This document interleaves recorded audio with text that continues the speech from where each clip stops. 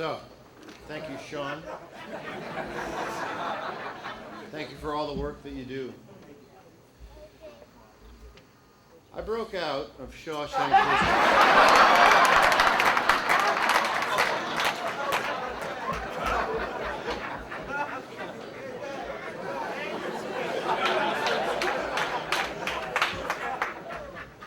in a dramatic fashion that wound up with the warden committing suicide for his transgressions, and me living out the sweet life with a badass boat, and my best friend Red in Zihuatanejo, Mexico. But that's just a movie. People have often fantasized, well, what would the sequel to Shawshank Redemption be? And the best I could come up with was entitled Red and Andy, Girls Gone Wild, Zihuatanejo. But that would just be a cheap way to make loads of cash that would betray the moral center of a beautiful story.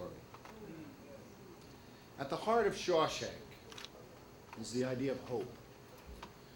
That despite the cards you've been dealt, whether you're innocent or guilty, whether you wound up in this prison by just or unjust means, that everyone is equal within these walls, and that everyone possesses the same potential of spirit.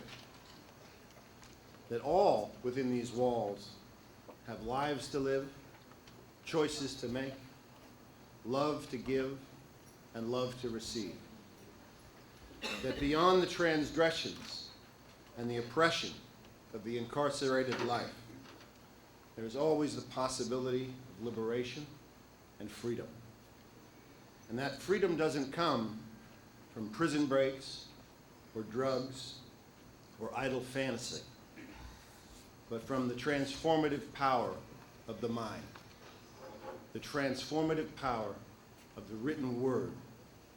And no one knows that more than you.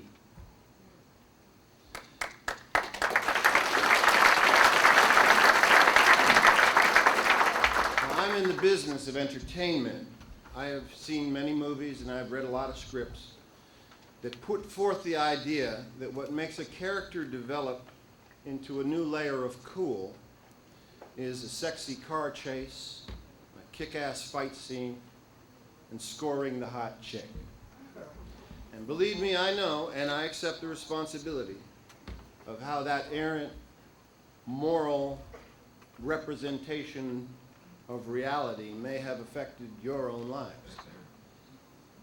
But I think it is relevant to this ceremony tonight and indicative of the necessity of Mercy College to point out that the most popular movie of our time has as its arbiter of cool the opening of a library built by inmates at Shawshank Prison.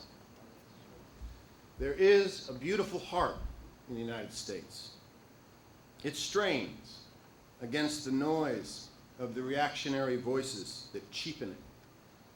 This beautiful heart is told to punish, to lock up those that threaten our way of life. This beautiful heart is not asked to look at the individual or the possibility of transformative change. This heart is told to hold resentment and to forget and forgive and give up on those that have fallen. But whenever this heart knows, whenever this heart sees, whenever this heart feels the specific, the individual, the human being holding on to hope, the possibility of redemption, this heart rises. This heart celebrates. This heart believes. I know this in my own heart. I know it from seeing the tremendous dedication of Bruce McLeod and Hudson Link to the idea of transformative change. I know it from the tireless and altruistic spirit of Dr. Kimberly Klein and the professors and educators that give their times and their lives to this program. I know it from witnessing the forward-thinking philosophy of Commissioner Brian Fisher and acting Superintendent Dawson Brown. And I know it from looking at you, the Mercy College graduates of 2009.